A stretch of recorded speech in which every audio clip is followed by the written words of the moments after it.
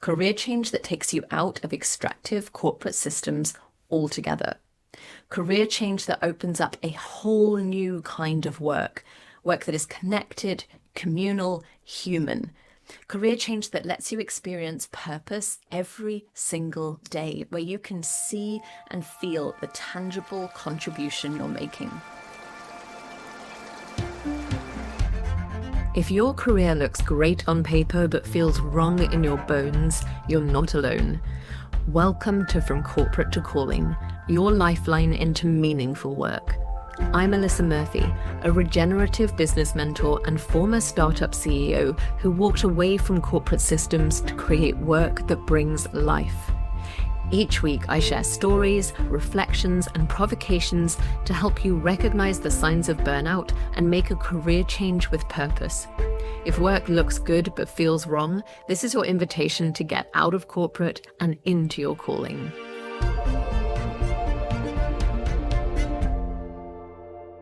So I'm on one of my trips to London, where I've been going now and then to step into the corporate world, and I'm in this big brand co-working space on the 10th floor, surrounded by glass and steel. There are banks and banks of desks, and I'd chosen a corner on one bank of desks, and diagonally opposite me there was a very nice, very stressed guy who was on back-to-back video calls the whole time that I was there.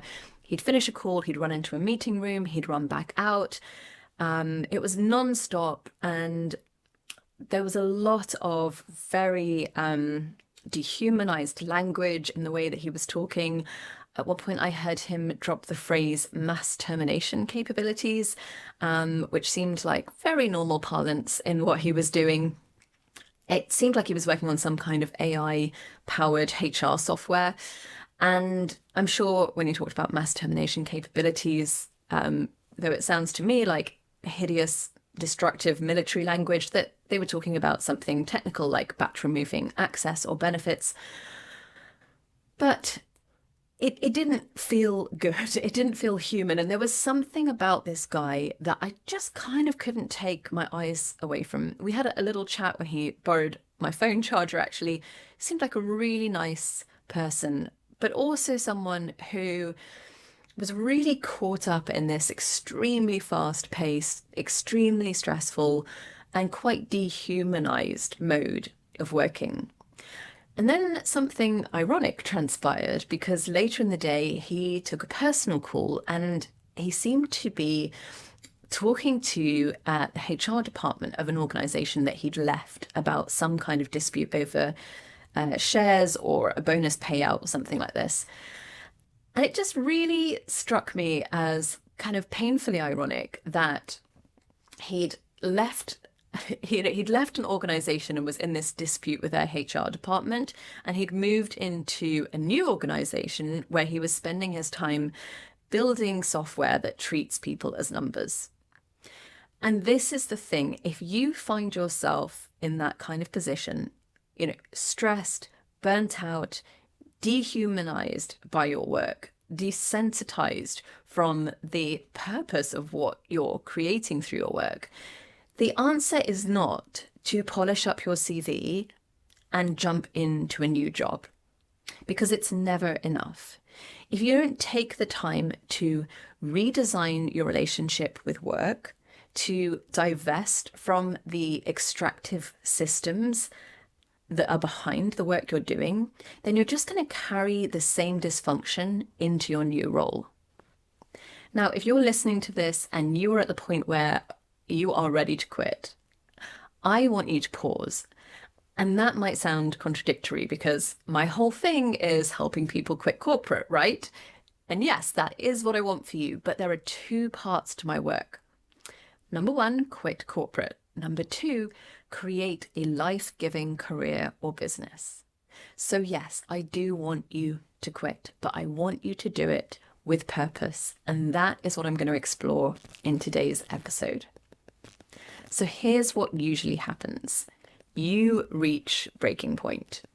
I can't do this anymore. I can't survive through another bonus cycle. I'm waiting on this promotion that I don't even want anymore. Something has to change. So you head to the job boards, you finally pick up the phone to that search firm that's been pestering you, you surreptitiously start asking around, and you look for a job that feels better than the one that you've got right now. But here's the problem.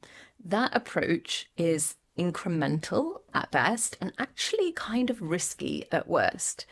Because most of the time, what you're doing is solving for one thing. So maybe that's flexibility for family commitments, or a workplace culture that feels a little more human. Maybe you're seeking a mission that you can get behind more comfortably. Those are all good things. They all matter. But 9 times out of 10, it keeps you locked in the same corporate system. So you take the gamble, you put in the work, you find the courage to quit, and you end up with a slightly better version of the same stress, the same dissatisfaction. And that is why people wonder, why do I keep having burnout after burnout? Because you're stuck inside of the same system. So let's talk about career change with purpose, because I want you to bottle that courage that you're finding to take that step of quitting. And I want you to hold on to that courage, because we're going to put it to much better use. This is what I mean by career change with purpose. Career change that takes you out of extractive corporate systems altogether. Career change that opens up a whole new kind of work that is connected, communal, human.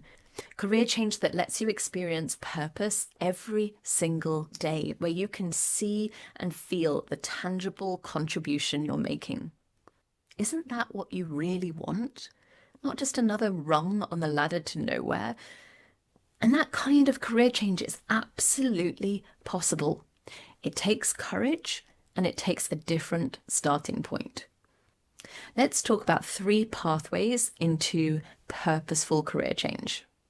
So instead of starting with salary, a title, or what looks good on your CV, here are 3 places you can start instead.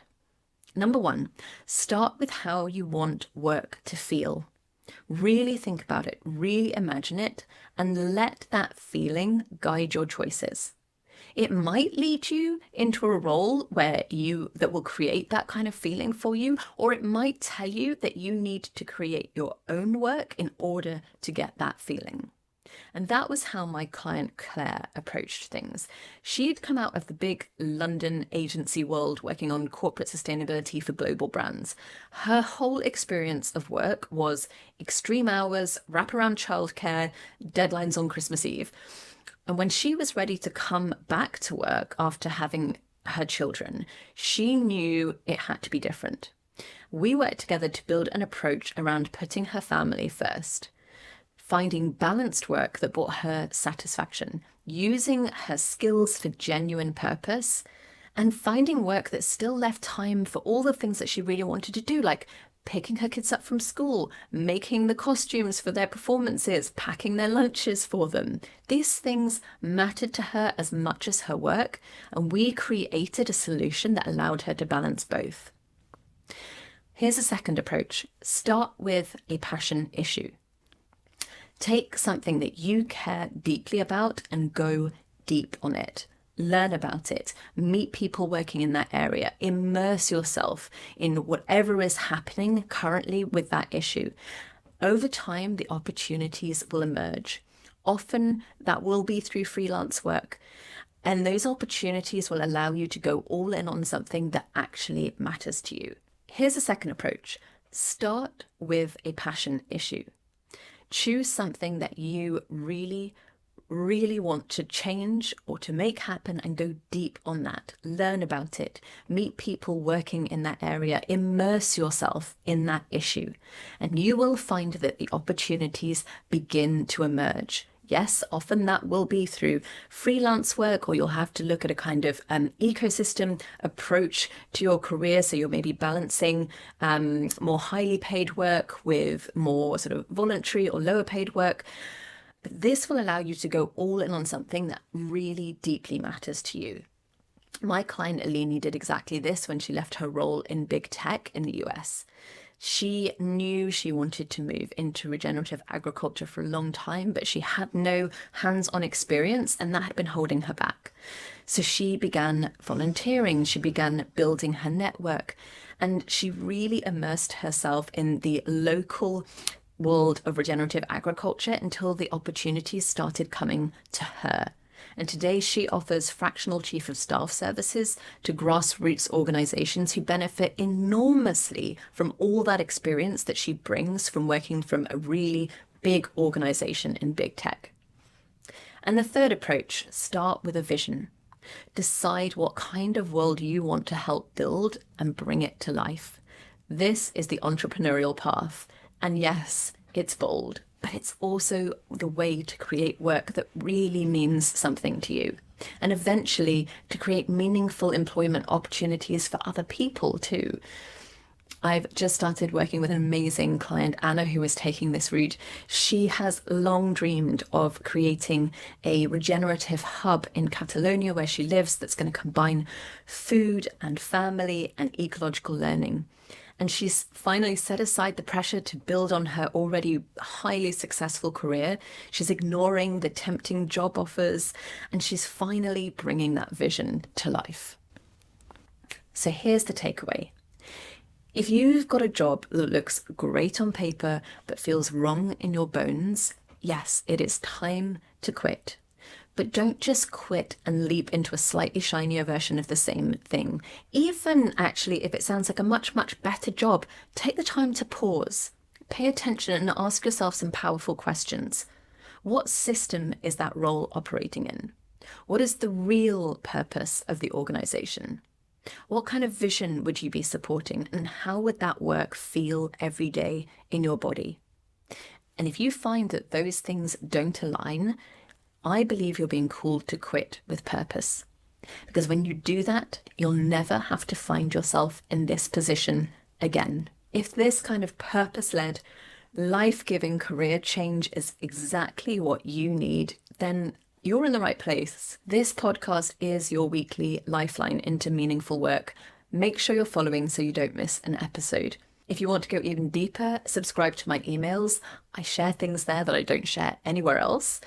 And if you are ready to take your first step into purposeful career change right now, take a look at Courage to Quit. It's my 90-minute session that takes you from trapped and anxious to clear, grounded, and free with a personalized exit plan that you can act on with confidence.